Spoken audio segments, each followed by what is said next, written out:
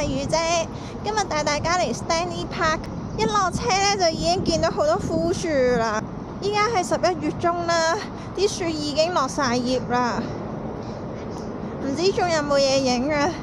本身今日係諗住過嚟影楓葉㗎，但係點知呢，原來已經落晒葉枯晒啦啲樹，咁可能就要等到下年先影到啦。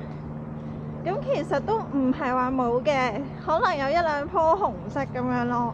但係我見到呢，唔係楓葉嚟，我唔知佢哋啲咩品種啦。咁依家呢，都係沿住個海邊喺度行啦。咁雖然呢一個 Stanley Park 咧好大啦，咁我相信呢，我都係冇行錯路嘅，即係見到啲人呢，都係沿住個海邊喺度行啦。咁我都係跟住行。啱啱都見到有人喺海上面玩平板賽艇啦。咁我相信呢一邊啲水上活動都幾貴下。我未落地之前我已經 search 過啦。咁所以睇下夏天會唔會玩啦，冬天就唔考慮啦，因為太凍啦。你見到我今日着住件冷衫呢，其實都算係唔錯噶啦。今日天氣，平時出嚟呢係要着羽絨噶。今日都算好天啦，都有啲藍天白雲。但係我又俾嗰個天氣報告呃咗啊！佢話今日係會落雨噶，結果原來又係假噶。我諗今集呢都係會幾悶下嘅，因為主要呢都係嚟行公園啦。咁趁住今集呢，可能係會比較悶少少啦。我想喺度多謝大家嘅 subscribe 同埋 comment 我，仲有俾 like 我。真係好多謝。當初想做 YouTube 係因為嗰陣去歐遊啦，去咗好多唔同嘅國家，但係因為有好多嘅原因，所以就冇做到。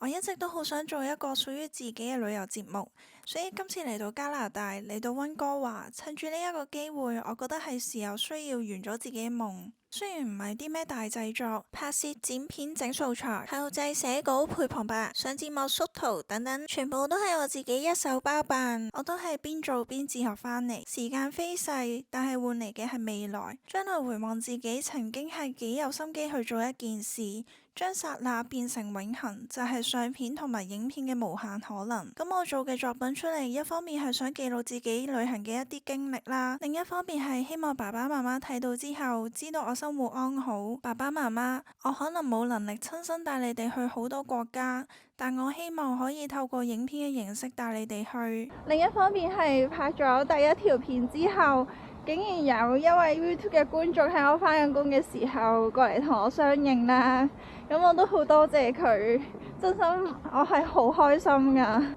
你哋每一個嘅 comment 我都有睇啦，咁我都好多謝你哋嘅鼓勵同埋俾意見我啦。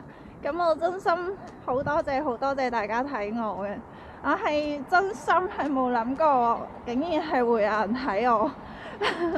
咁所以希望今集趁住人少少悶悶地喺度睇下公園嘅時候呢，咁就可能講下呢啲心底嘅說話啦。Totem Pole 係印第安原住民嘅圖騰柱，總共有9支。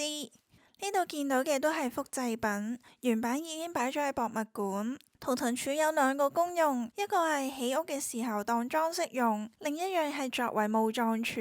上面嘅雕刻主題主要係用作記載歷史神話，紀念故人，而雕刻上都係刻住一啲動物或者大自然，例如月亮、半人半鷹、山羊、鯨魚、北極熊、青蛙等等。右邊數起第2支，係記載咗印第安嘅大洪水傳說。題外話，除咗聖經記載嘅挪亞方舟之外，其實世界各地嘅文明都有提到大洪水嘅，例如蘇美爾文明、瑪雅、埃及、希臘、印度、中國等等都有。而當中連帶出現嘅一定係有神嘅存在，而神嘅共通點大多數都係從天而降。對於現代嘅地球嚟講，已經可以探索到宇宙啦。即使我哋無從考究所謂喺太空拍攝嘅相同片嘅真偽性，但肯定嘅係外太空係有另外一片景象。在此之下，我哋又點樣可以否定宇宙外有其他生命體嘅可能性呢？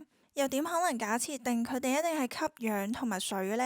啱啱誤打誤撞呢，就入咗去一啲類似原住民嘅圖騰柱嘅景點打卡位啦。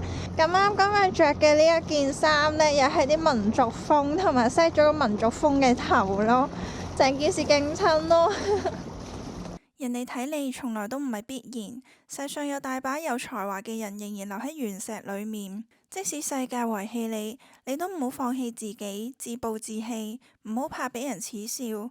人類正正係太在意別人嘅目光，先會冇勇氣做任何嘅事。只要唔係傷天害理、傷害他人，只要接受到失去同失敗嘅結果，就無需再驚任何嘅嘢。對事情唔需要有過分嘅欲求，凡事盡咗力就問心無愧。過於執着同強求，正正係促成人類紛爭同戰爭嘅根基。人生總或多或少有無數遺憾，係遺憾美定係遺憾痛，只係取決於心態。人生路上未必終能圓滿，涉及到自己以外嘅一切都係不可控嘅因素。做人能夠做到嘅事，只有活好自己嘅人生，走出對自己冇遺憾嘅路。在此希望有夢想嘅人都能夠踏出第一步，搏盡無悔。我喺大約8歲左右就有一個歐洲夢，希望可以揸住支吉他去歐洲流浪，希望可以移民歐洲。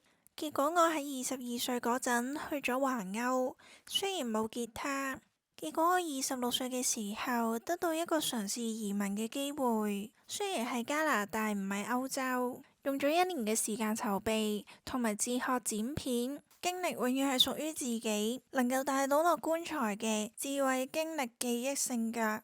盡咗全力，即使失敗都無悔。世間嘅美麗，比衣食住行基本生存條件帶嚟嘅麻煩苦惱所覆蓋。放眼宇宙，都只係微塵，都只係人生經歷嘅小部分。即使唔知未來會點，但已經無憾。本身覺得呢個公園唔算好特別，但係行到2/3，見到呢個夕陽，呢個日落，天公造美。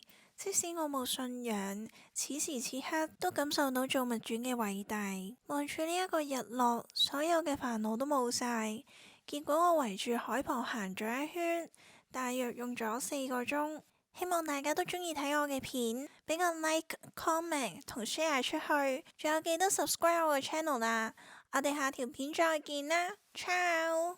冇腳嘅雀仔，當佢想停低嘅時候，發現已經飛得太高，萬里無雲，一棵樹都見唔到，唯有繼續飛，睇下有冇落腳點。即使有，都係有其他雀仔停咗喺度，唯有繼續飛，飛到太空，飛到宇宙，飛到太陽。即使被灼傷致死，都不枉此生，至少曾經有嚟過。歷練至世界盡頭，等待着。